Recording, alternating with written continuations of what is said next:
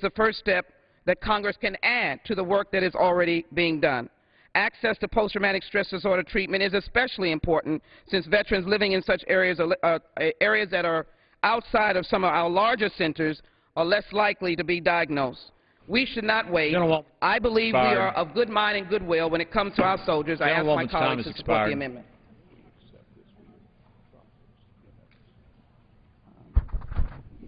Who seeks recognition?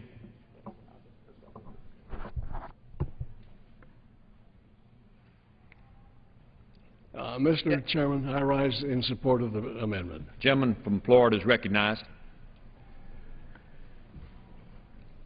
Mr. Chairman, there's no doubt that this is a tremendously important issue. Traumatic brain injury is something that we don't even know what the needs are going to be in the future. As our warriors are coming home wounded,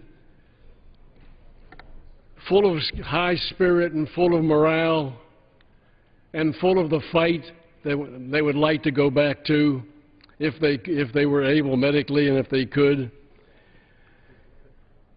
Some of our warriors today don't even know that they have or will be exposed to having traumatic brain injury in the future.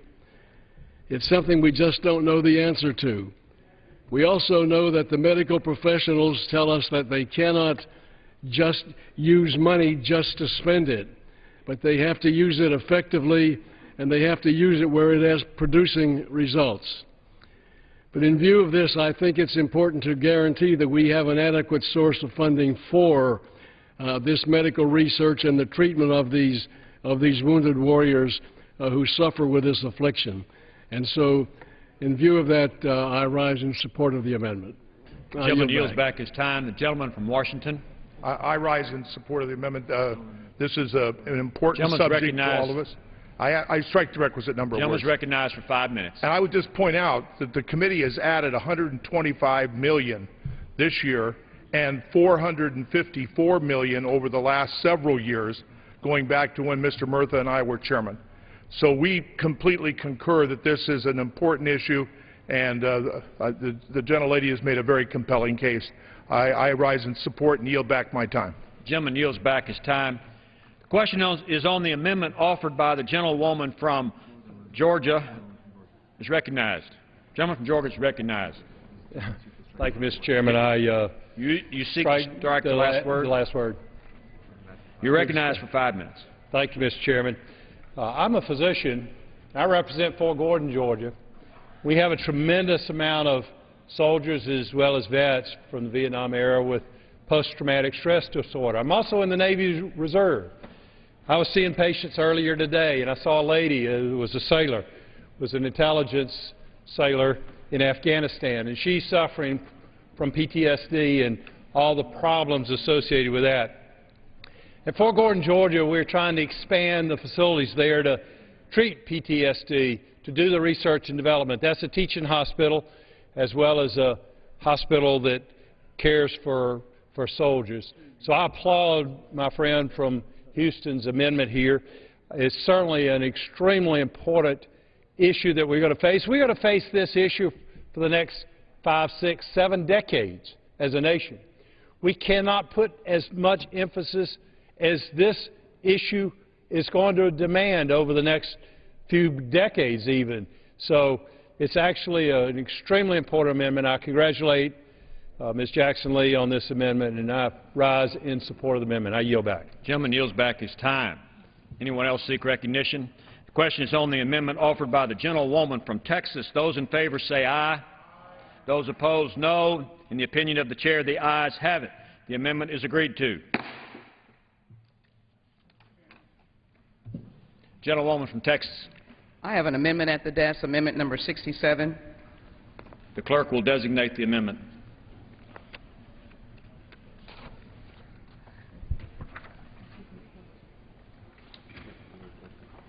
The clerk will report the amendment.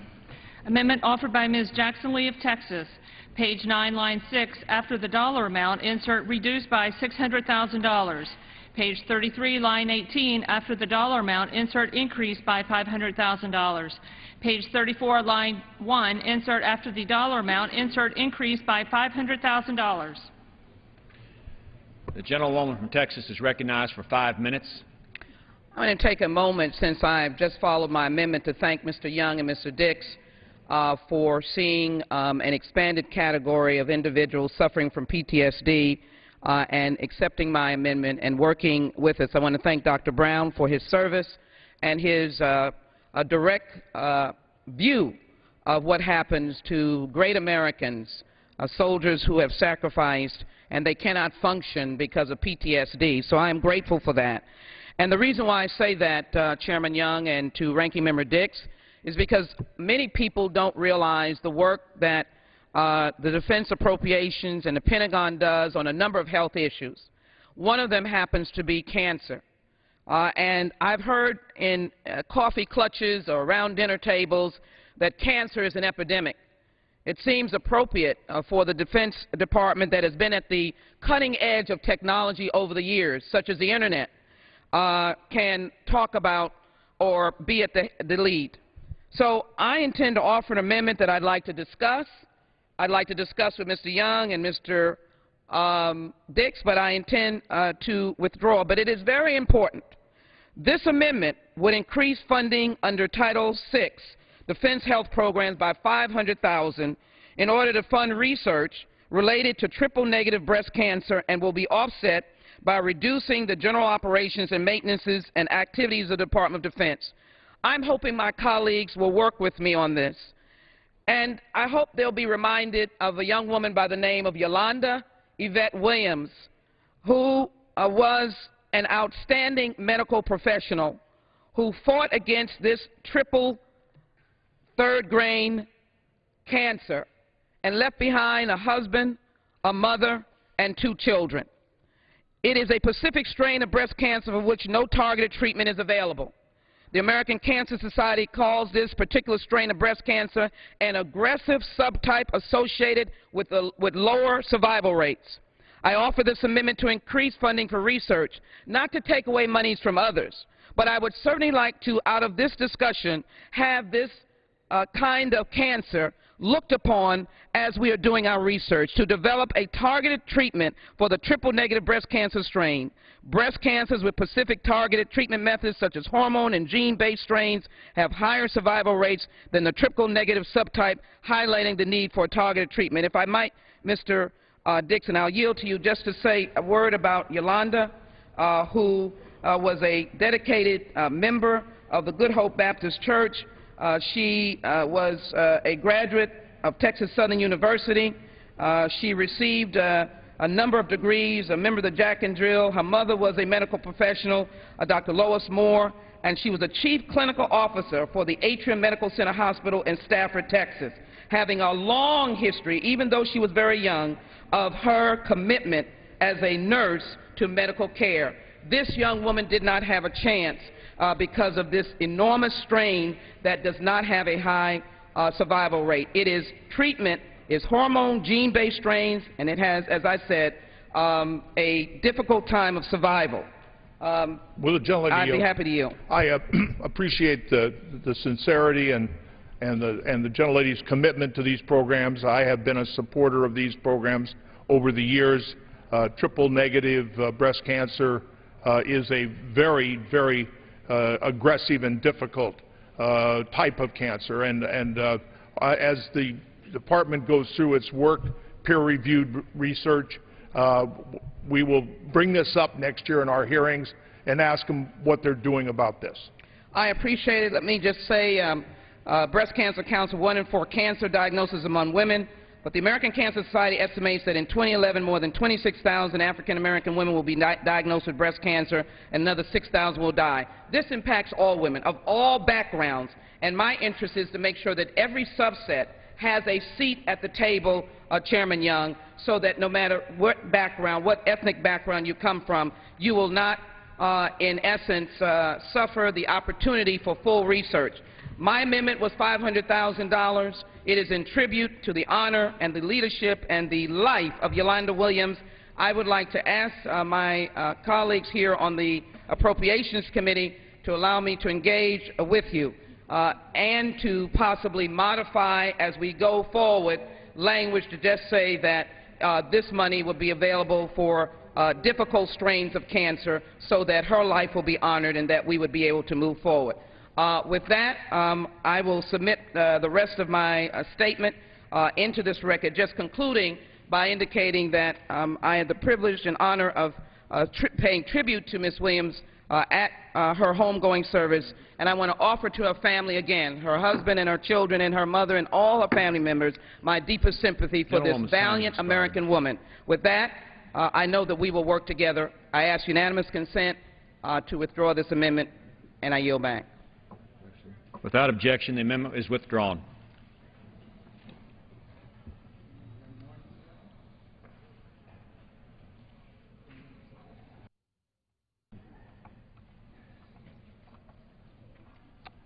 Who seeks recognition?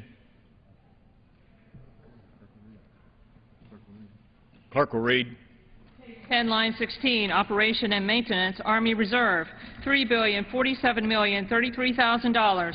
Operation and Maintenance, Navy Reserve, $1,323,134,000. Operation and Maintenance, Marine Corps Reserve, $274,443,000. Operation and Maintenance, Air Force Reserve, $3,310,459,000. Operation and Maintenance, Army National Guard, $6,979,232,000.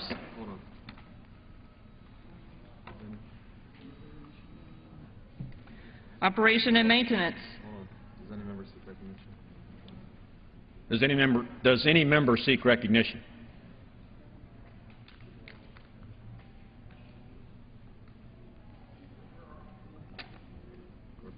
Clerk will read. Page 12, line 18, Operation and Maintenance, Air National Guard, $6,094,380,000. United States Court of Appeals for the Armed Forces, $13,861,000. Environmental Restoration, Army, $346,031,000. Environmental Restoration, Navy, $308,668,000. Environmental Restoration, Air Force, $525,453,000. Environmental Restoration, Defense-wide, $10,716,000. Environmental Restoration, Formerly Used Defense Sites, $276,495,000. Overseas Humanitarian Disaster and Civic Aid, $107,662,000 to remain available until September 30th, 2013. Cooperative Threat Reduction Account, $508,219,000 to remain available until September 30th, 2014.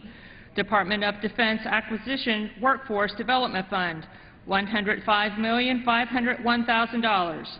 Title III, Procurement, Aircraft Procurement, Army, $6,487,481,000 to remain available until September 30th, 2014.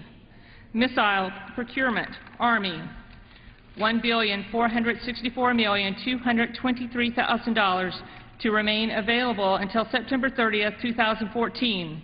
Procurement of Weapons and Tracked Combat Vehicles, Army, $2,178,886,000 to remain available until September 30th, 2014.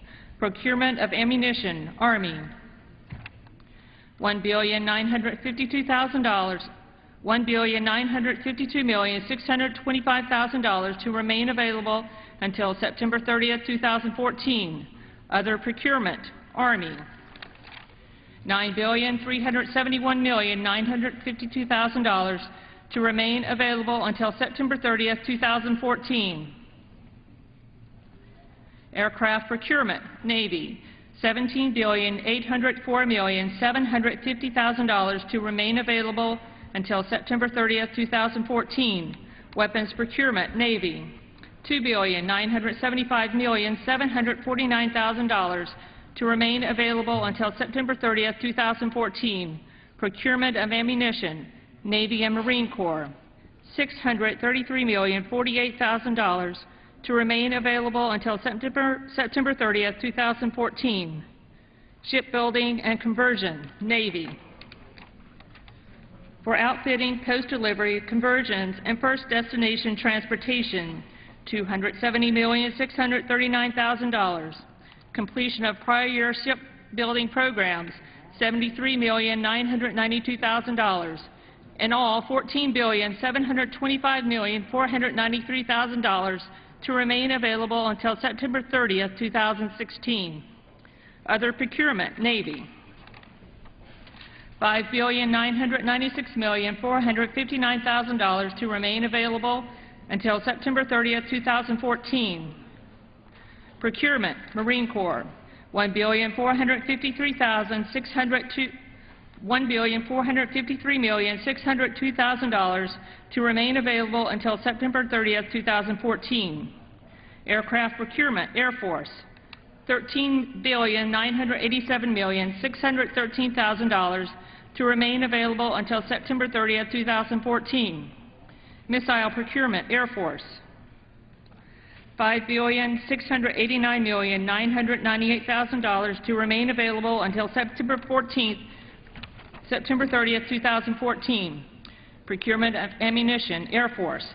$522,565,000 to remain available for obligation until September 30, 2014.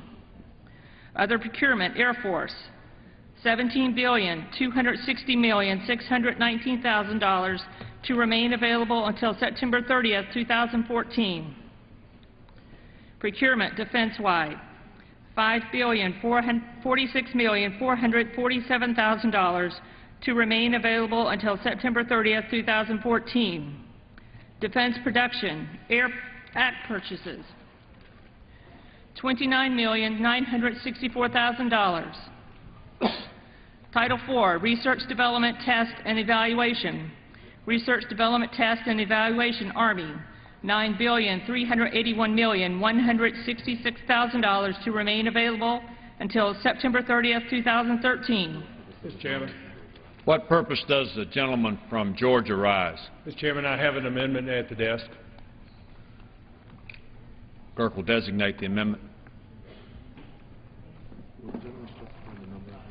Will the gentleman from Georgia specify the number of his amendment? 30.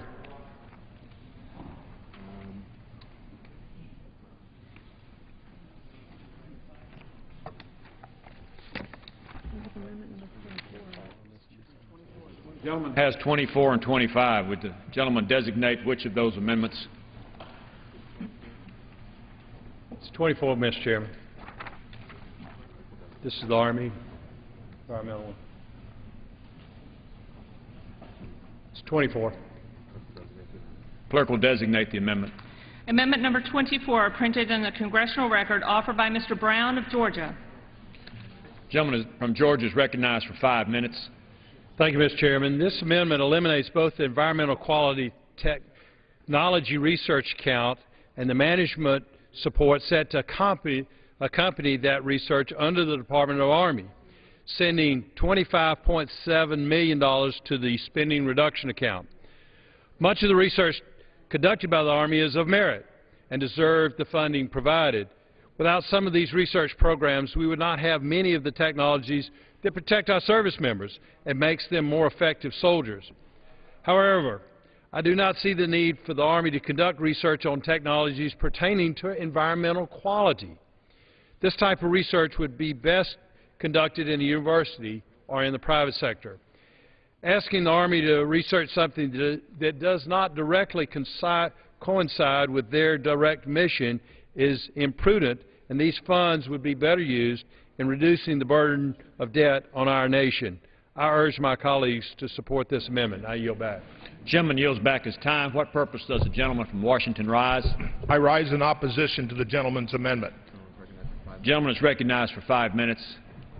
The Army's Environmental Research Program develops technologies that support the long-term sustainment of Army training and testing activities by improving the Army's ability to comply with requirements of federal, state, and local environmental and health laws, and reducing the cost of this compliance.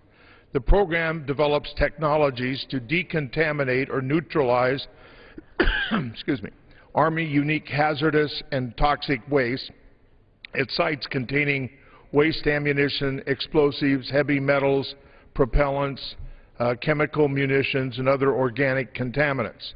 This research concentrates on technology to avoid the potential for future hazardous waste problems by reducing hazardous waste generation through process modification and control, materials recycling, and substitution. This program also supports military readiness by developing technologies to predict and mitigate range and maneuver constraints associated with current and emerging weapon systems, doctrine, and regulations. This program supports both DoD environmental stewardship and military requirements. Therefore, I urge my colleagues to reject the gentleman's amendment. The gentleman from Washington yields back his time. What purpose does the gentleman from Florida rise? Mr. Chairman, I rise in opposition to the amendment. Does the gentleman from Florida move to strike the last word? Yes. The gentleman is recognized for 5 minutes.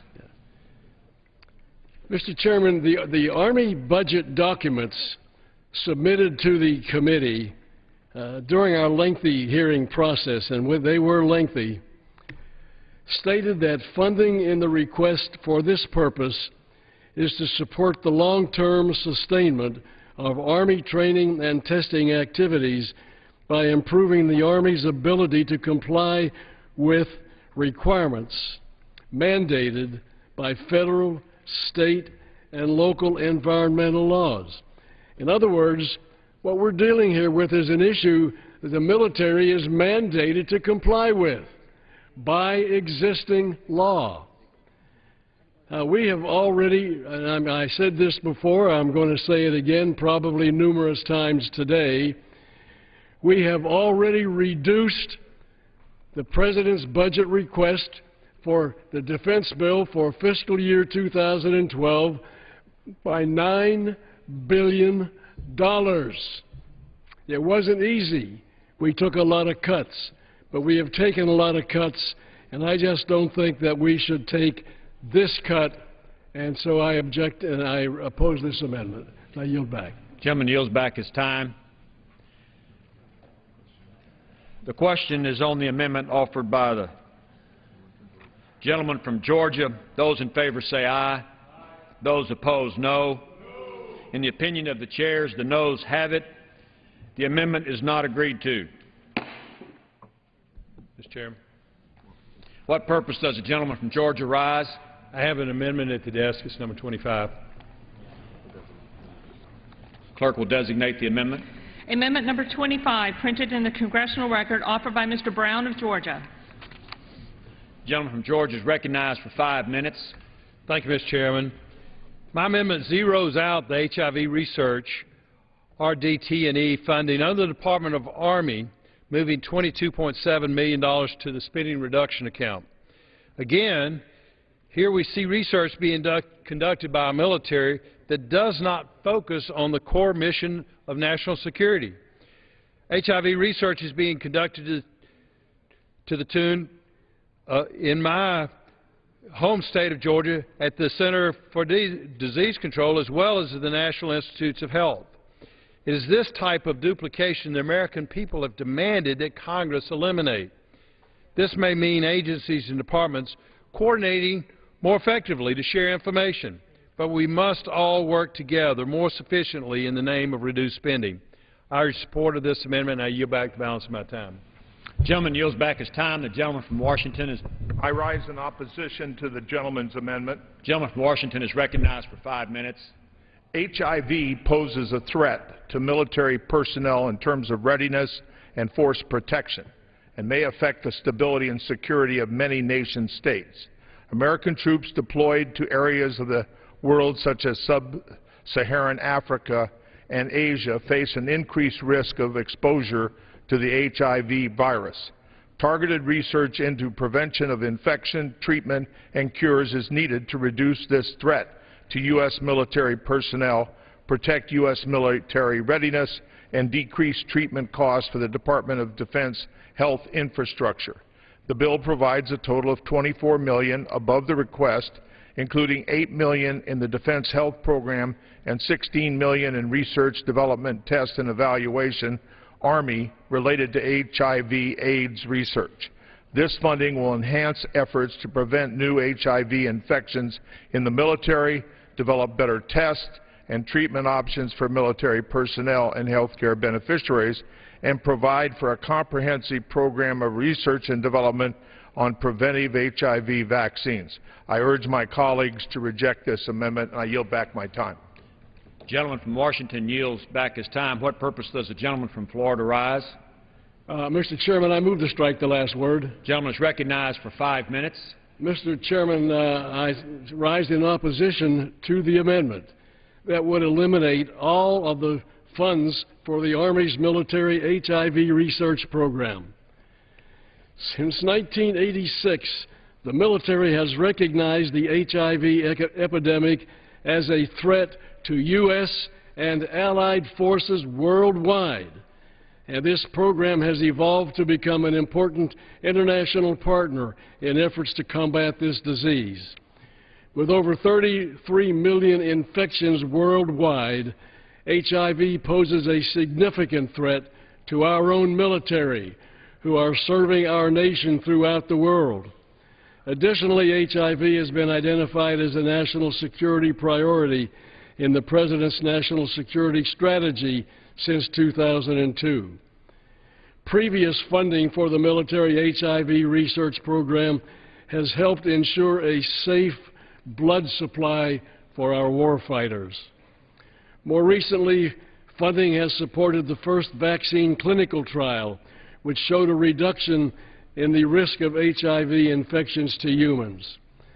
This funding for the military HIV research program will continue to support the development of an HIV vaccine, ensure accurate HIV testing for the Army, track the prevalence of HIV in the military production, and assess the risk of HIV exposure to U.S. allied forces deployed overseas. This amendment would eliminate the $22.8 million of funds for the Army's program, would eliminate all of the money for this very important program. So I must oppose the amendment, and I yield back my time. The gentleman from Florida yields back his time. The question is on the amendment offered by the gentleman from Georgia. Those in favor say aye. Those opposed, no. In the opinion of the chair, the noes have it. The amendment is not agreed to. The clerk will continue.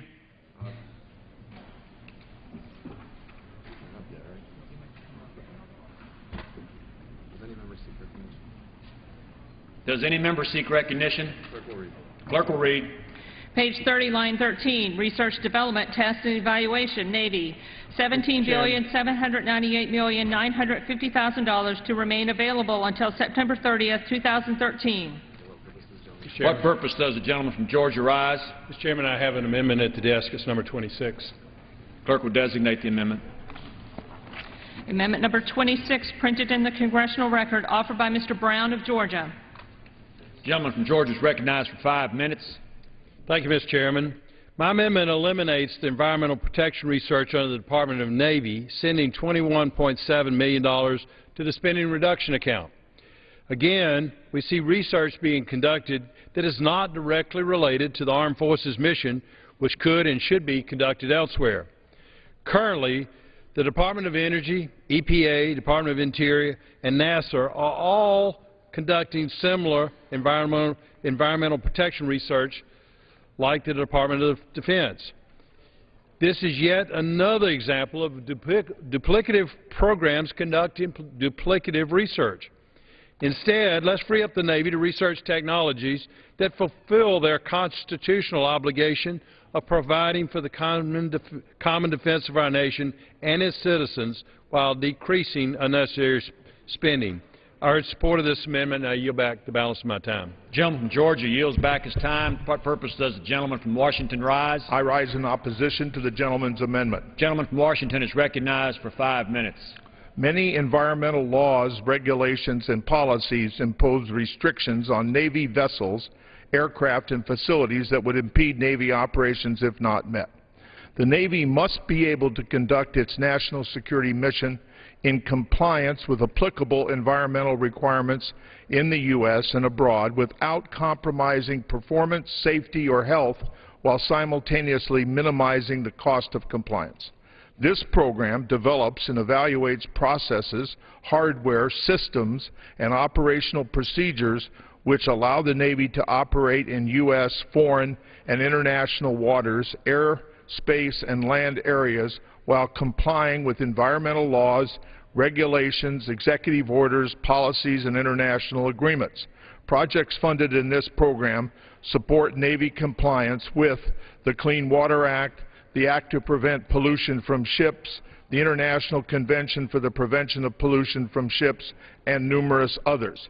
I come from an area where the Navy operates very effectively in the state of Washington, and these kinds of on-board waste disposal are absolutely critical because when you have a nuclear submarine, you're out there for many, many days, and you've got to have things on board ship as well to deal with these kinds of problems. So I think this is in the best interest of the country, and I urge a no on the gentleman's amendment and yield back my time. Gentleman from Washington yields back his time. The question is on the amendment offered by the gentleman from Georgia. Those in favor say aye. Those opposed, no. In the opinion of the chair, the noes have it. The amendment is not agreed to. For what purpose does the gentleman from Georgia rise? Mr. Chairman, I have an amendment at the desk. It's number 21. Clerk will designate the amendment. Amendment number 21, printed in the congressional record, offered by Mr. Brown of Georgia. Gentleman from Georgia is recognized for 5 minutes. Thank you, Mr. Chairman.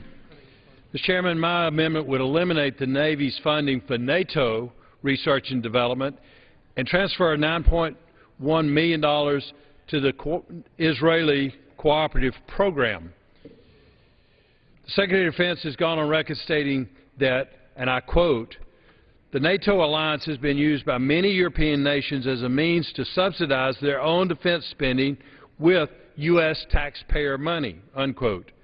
I cannot agree more with the Secretary. Many members of NATO refuse to bear their share of the cost and risk. Instead, Mr. Chairman, we should invest our valuable research dollars in an ally who is more than willing to pull its weight and take the fight to the enemy. The Israeli Cooperative Program is a ballistic missile program co-managed by Israel and the United States that will ensure the capability of our two missile defense programs. Mr. Chairman, we've never had a greater need for missile defense, not only in this nation, but in the Middle East with our great ally, Israel. We have no greater ally in the Middle East than Israel. And our research programs should reflect our commitment to those allies who stand ready and willing to partner with us to protect our mutual interest. And this would strengthen that mutual interest and strengthen that partnership. Mr. Chairman, I urge support of this amendment, and I yield back the balance of my time. Gentleman from Georgia yields back his time. Gentleman from Washington, for what purpose does the gentleman rise? I rise in opposition to the gentleman's amendment.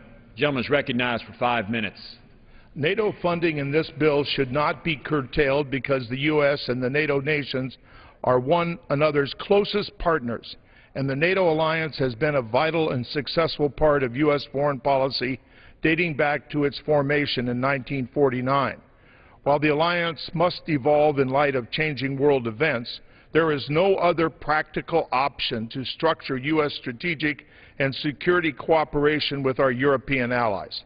For all NATO nations, the alliance allows for security capabilities and a structure to control operations that the allies on their own could not afford to maintain. Active participation in NATO also allows the U.S. to pursue defenses against emerging threats, such as implementation of improved missile defense capabilities. To maintain its commitment to NATO, the U.S. must continue to contribute funding to NATO programs. I urge my colleagues to vote no on this amendment, and I yield back my time. The gentleman from Washington yields back his time. What purpose does the gentleman from Florida rise? Mr. Chairman, I rise to strike the last word. The gentleman from Florida is recognized for 5 minutes. Mr. Chairman, I rise in opposition to this amendment. NATO has been a very, very important part of keeping peace in the world. Are there some changes that might be necessary in NATO as we see the world unfold and the world develop differently? Maybe so, but it should not be done in a hit-or-miss, helter-skelter way. Mr. Dix and I, as the leaders of the Defense Appropriations Committee, have already had several lengthy meetings on this subject, and we have agreed that following the completion of this fiscal year's Defense Appropriations Bill, we plan to hold hearings and look thoroughly into what we see as the role of NATO today, tomorrow, and next year. But in the meantime, it's important that we don't do any serious damage to NATO, which is probably one of the most effective international organizations at maintaining peace that we have in the world. So I must object to the gentleman's amendment. I yield back. The gentleman yields back his time. The question is on the amendment offered by the gentleman from Georgia. Those in favor say aye. Those opposed, no. In the opinion of the chair, the noes have it. Gentleman from Georgia. I request the yeas and nays. Pursuant to Clause 6 of Rule 18, further proceedings on the amendment offered by the gentleman from Georgia will be postponed. Clerk will read. Page 31, line 1, Research, Development, Test, and Evaluation, Air Force. Clerk will suspend. Gentleman from $26,313,196,000 to remain available until September 30th, 2013. Gentleman from Vermont. Thank you, Mr. Speaker. Our amendment. Does the gentleman have an amendment? I'm sorry. Thank you, Mr. Speaker. I have an amendment at the desk. Clerk will report the amendment. Amendment offered by Mr. Welch of Vermont, page 31, line 6, after the dollar amount, insert reduced by $297,023,000. Page 161, line 12, after the dollar amount, insert increase by $297,023,000. The gentleman from Vermont is recognized for 5 minutes. Thank you very much, Mr. Speaker. Mr. Speaker, as you know, to govern is to choose. To write a budget is where governing makes choices. My amendment raises the question as to whether or not spending $297 million for research in the next generation of fighter is the right choice to make at this time. A little bit of background. Will the gentleman yield? I'll yield, yes. It's not a fighter, it's a bomber. Bomber, yes. It's a much different type of airplane. I misspoke. The gentleman is correct. $297 million for the next generation of bomber. Is that the right choice?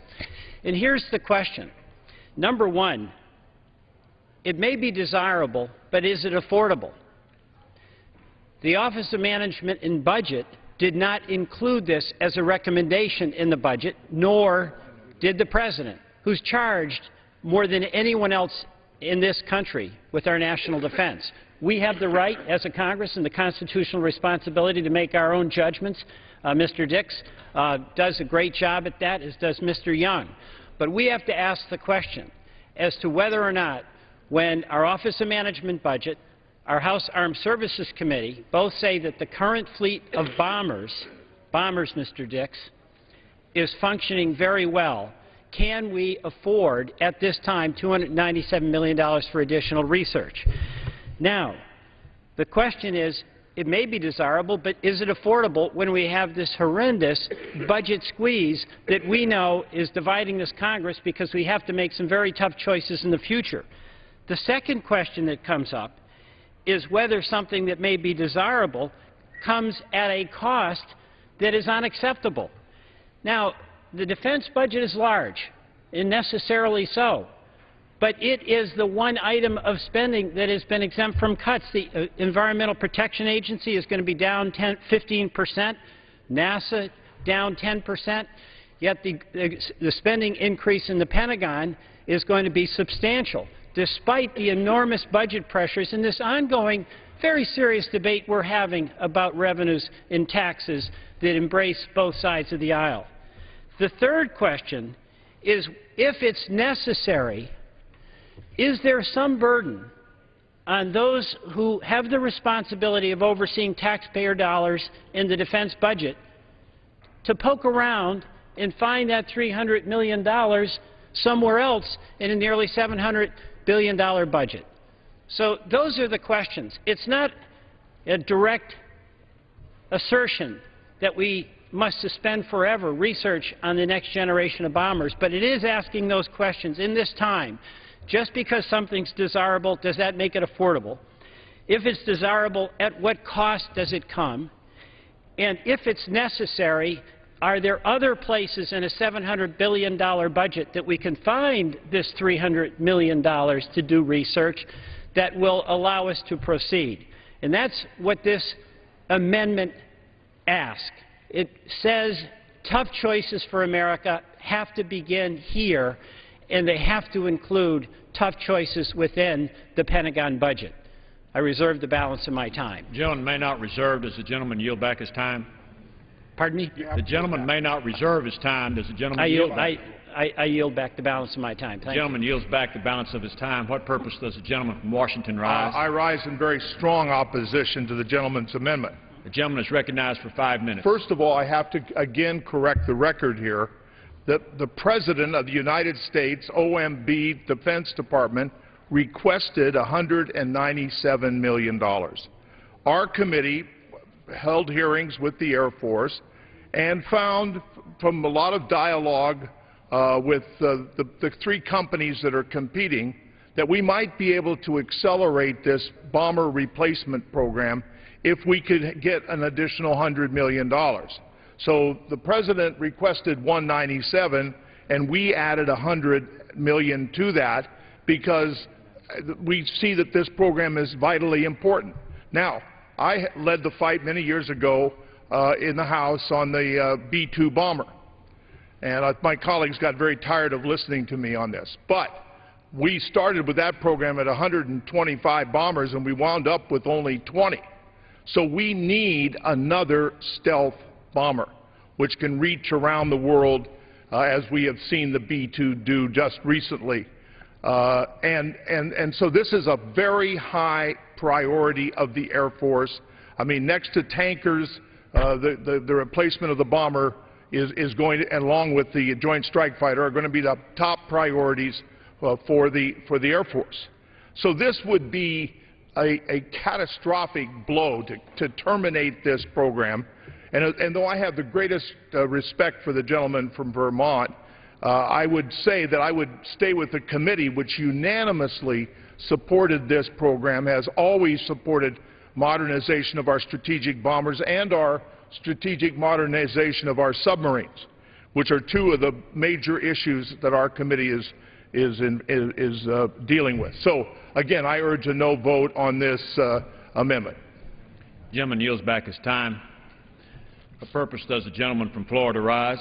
Mr. Chairman, I rise to strike the last word. The gentleman is recognized for 5 minutes. Mr. Chairman, I rise in very strong opposition to this amendment.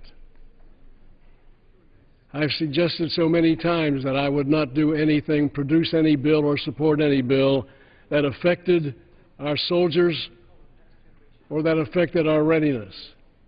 While this bomber is a long time off because it takes a while to develop a new bomber because of the nature of that vehicle, by the time it gets online, we are going to need the new bomber because the old bombers are going to be old.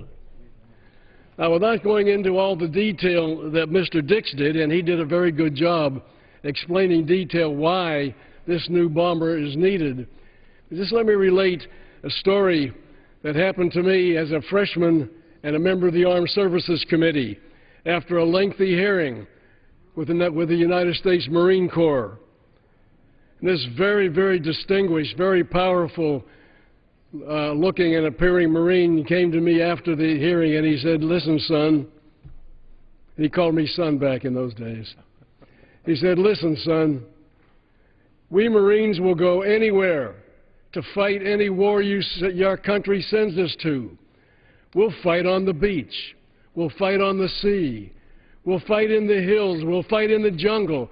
Just promise me that as a member of Congress, you will do everything in your power to make sure that any airplane that flies over that battlefield is an American airplane." And you can certainly understand why the troop on the field, on the battlefield, would want that to be the case. Why he would want that bomber flying over to be an American. Why he would want that fighter flying over to be an American. Why he want that strike fighter flying over the battlefield to be an American. It just makes good common sense that if you're going to send troops to war, make sure that the aircraft that fly over the battlefield belong to us and not to the enemy. And having said that, I again say I strongly oppose this amendment, and I yield back my time. Gentleman yields back his time. The question is on the amendment offered by the gentleman from Vermont. Those in favor say aye. Those opposed, no. In the opinion of the chair, the noes have it. Mr. Speaker, I request a recorded ballot. Pursuant to Clause 6 of Rule 18, further proceedings on the amendment offered by the gentleman from Vermont will be postponed. Gentleman from Georgia. Mr. Chairman, I have an amendment at the desk, number 22. Clerk will designate the amendment. Amendment number 22, printed in the congressional record, offered by Mr. Brown of Georgia. The gentleman from Georgia is recognized for 5 minutes. Thank you, Mr. Chairman. This amendment is nearly identical to the amendment that transfers naval NATO research to U.S.-Israeli missile defense. This one simply takes the $4.4 million in the Air Force's NATO R&D program and places those funds in the Israeli cooperative program, where Israel and the United States are cooperating to develop a missile defense system that will help them and as well as help us. We must stand by Israel now and always. My amendment makes a positive step towards growing our relationship and solidifying security in the Middle East. It will help Israel, but it will help the United States also. I urge my colleagues to support my amendment, and I yield back. The gentleman from Georgia yields back. What purpose does the gentleman from Washington rise? I rise in opposition to the gentleman's amendment. The gentleman is recognized for 5 minutes. NATO funding in this bill should not be curtailed because the United States and the NATO nations are one another's closest partners, and the NATO alliance has been a vital and successful part of U.S. foreign policy back to the formation in 1949 during the Truman administration. While the alliance must involve light of changing world events, there is no other practical option to structure U.S. strategic and security cooperation with our European allies. For all NATO nations, the alliance allows for security capabilities and a structure to control operations that the allies on their own could not afford or maintain. Active participation in NATO also allows the U.S. to pursue defenses against emerging threats, such as implementation of improved missile defense capabilities. To maintain its commitment to NATO, the United States must continue its contribution to all aspects of the NATO program, including research and development activities. I urge my colleagues to vote no on this amendment. Gentleman, yield back his time. What purpose does the gentleman from New Jersey rise? Move to strike the word and to last word and to associate my the gentleman from New Jersey is recognized for 5 minutes. Associate my remarks with the gentleman, the ranking member from Washington State, in opposing this bill. NATO is a strong ally. We have a multiple-year generational commitment to NATO. We do a lot of joint projects, a lot of research and development that's jointly developed and We need their support, and they need our support, and I rise in opposition to Mr. Brown's amendment. And yield back. Gentleman yields back. What purpose does the gentleman rise? Gentleman's recognized for 5 minutes. Mr. Speaker, I rise in support of this amendment. I think it's a very good amendment offered by the gentleman from Georgia. And while I certainly concur with the distinguished chairman of the committee and the words of the distinguished words of the ranking member of the committee and the earlier words of the chairman about how important NATO is, the fact of the matter is that as Defense Secretary Gates told us a couple of weeks ago, the European members of NATO are not pulling their weight. They're not spending the kind of money that we are spending. They're not spending the kind of money that NATO is spending on their own defense, that Israel is spending on their own defense. They're not putting in very much effort at all. We're carrying the burden. And the fact of the matter is, as we're seeing in Libya, where they're running out of ammunition after a couple of weeks fighting with a nothing power, NATO, or at least the European allies, simply aren't spending money. They're relying on us to do it. They ought to get used to spending a little of their own money on this. The fact of the matter is that Israel is spending 7.5% of its GDP on the military. She has to, because she is the object of the Iranians and others who want to destroy her. And we are getting our money's worth because Israel's technical expertise in anti-missile defenses in the Iron Dome, which we're helping with, is feeding back to us.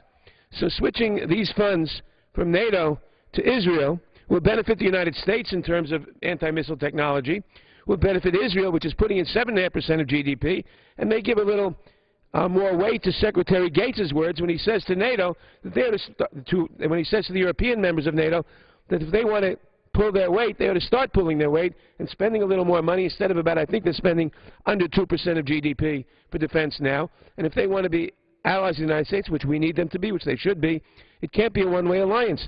This amendment will help Israel, will help us, will help the cause of opposing terrorism generally, and send a little message to the European allies. Maybe you ought to start thinking, if you're going to pull your weight in NATO, pull your weight in NATO. Will the gentleman yield? Yes, I'd be happy to yield. I thank the gentleman for yielding, and I appreciate your support of this amendment. And I want to remind members that Iran is developing short-range, medium-range, as well as long-range missile technology, as well as is developing a nuclear weapon. We've never needed this kind of joint research with the Israelis to help prevent not only a missile attack or further missile attacks upon Israel, which they get every day, but we need, for our own defense, to put more money into this instead of supporting NATO. I thank the gentleman for yielding, and I think this is extremely important that we plus up this missile defense research for Israel, for our own selves, and I thank the gentleman for supporting the amendment, and I yield back. Reclaiming my time, I'll just sum up. This helps the Israelis, it helps the United States, it helps the general security, and it sends a message to the European allies that they should start looking into maybe putting some real effort into NATO, which they haven't been doing in recent years, as our Secretary of Defense Gates said recently. Let's support Secretary of Defense Gates, and let's get them to start making a little effort and send them a little message here. So I support the gentleman's amendment. I yield back. Gentleman from New York yields back. The question is on the amendment offered by the gentleman from Georgia. Those in favor say aye. Aye. Those opposed, no. No. In the opinion of the chair, the noes have it. The amendment is not agreed to. Mr. Chairman. Gentleman from Georgia. I ask for a recorded vote. Pursuant to Clause 6 of Rule 18, further proceedings on the amendment offered by the gentleman from Georgia will be postponed.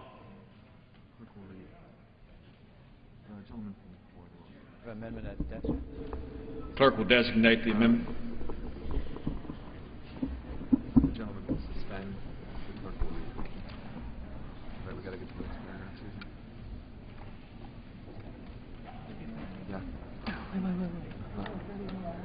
Right, we gotta get the next paragraph, right? Yeah. Yeah. No, we're on page 31. Yeah, you need to get that 17, right? STEARNS. Yeah. Clerk will read the next paragraph. Clerk will read. Page 31, line 8, research, development, test, and evaluation defense-wide. $19,324,865,000 to remain available until September 30th, 2013. What purpose does the gentleman rise? Strike the last word. Does the gentleman have an amendment at the desk? I have an amendment at the desk. Clerk will report the amendment. Amendment offered by Mr. Stearns of Florida, page 31, line 17. After the dollar amount, insert reduced by $16 million. Page 33, line 18. After the dollar amount, insert increased by $16 million. Page 34, line 1. After the dollar amount, insert increased by $16 million. The gentleman from Florida is recognized for 5 minutes. Thank you, Mr. Chairman. And this is a very simple amendment. Basically, I am taking $16 million, not billion, $16 million from a part of the Department of Defense budget, which is called defense-wide appropriations, where there's almost $20 billion. So I'm asking you to take roughly 0.0008 or 0.08% from this defense-wide appropriations, which is used for the military, other than military departments. So it's not even applicable to the Army, Navy, and Air Force, and not the military departments, but it's used by the Secretary of Defense for the maintenance, lease, and operation of facilities and equipment. And what I'm doing is taking this $16 million and I'm transferring it to the peer review prostate cancer research program. Funding levels, my colleagues, for this program has gone down dramatically since 2001. Right now, it's funded at $64 million. It was funded in 2001 at $100. It's continually come down and down and down. So I'm not asking to take it up to the 2001 level. I'm just asking to take it up to perhaps what it was in 2005. And I think, without going into all the details, this is a very wise move because funding levels for this program has continually decreased, yet prostate cancer is the second leading cause of male cancer-related death in the United States, with an estimated 27,360 casualties just last year. There are no noticeable symptoms in early stages. The use of widespread testing, however, has led to 9 out of 10 cases of early detection. And that's why this very paltry amount of $16 million in funding would be better spent for prostate cancer research for our military than abroad. According to the Prostate Cancer Research Program, the PCRP, active duty males are twice as likely to develop prostate cancer than their civilian counterparts. Research funded by the PCRP advances treatments and procedures for warfighters exposed to chemical weapons, soldiers exposed to chemical agents such as Agent Orange, and those exposed to depleted uranium. Congress has consistently supported funding levels of over $80 million annually for this important cause, yet it's only funded at $64 million. The PCRP funds innovative, high-risk research projects supporting basic and clinical research in both the individual and multidisciplinary collaborative group settings. Funding for the PCRP enables research to advance faster and faster, to be better prepared to apply for future funding from the National Institute of Health or to advance clinical trials. Unlike any other federal cancer research program, any other, my colleagues, the PCRP award review panels are made up of the country's top researchers and prostate cancer survivors, together making sure that innovative ideas rapidly benefit all men and families burdened by this disease. In 2010, the PCRP, along with a clinical consortium, helped shepherd 2 new drugs through clinical trials. Both drugs are designed to prolong a man's life who have prostate cancer. These drugs move through the clinical trials process and have made their way to the bedside of men dying from prostate cancer to extend their lives. This public-private partnership is an incredible way to maximize productivity of government-funded and privately funded medical research. So I ask my colleagues to support my amendment, a simple amendment to transfer $16 million from defense-wide appropriation, which is other than military, which they use it presently for maintenance, lease, operational facilities and equipment, and it represents a 0.08% reduction of this other military-wide funding. And with that, Mr. Chairman, I ask unanimous consent that the letter to me from the Department of Defense Prostate Cancer Research Program and the Prostate Cancer Foundation be part of the record. Without objection. The gentleman's request will be covered by general leave. And I yield back the balance. Gentleman yields back the balance of his time. What purpose does the gentleman from New Jersey rise? Mr. Chairman, I move to strike the last word. Does the gentleman oppose the amendment? I actually move to strike the word. The gentleman is recognized for 5 minutes. And to, in fact, speak in favor of the amendment. I've been very much involved in peer-reviewed prostate cancer research in my home state, and have certainly made a commitment to that community to support additional funds, and we're willing to accept the gentleman yield. Amendment. Yes. I am so thrilled that I have an amendment that the gentleman from Florida has an amendment that I can support. I join with you and urge everyone to support the gentleman's amendment. Gentleman from New Jersey controls the time. I could yield to you, Mr. Stearns. Yes. I thank the gentleman, and I thank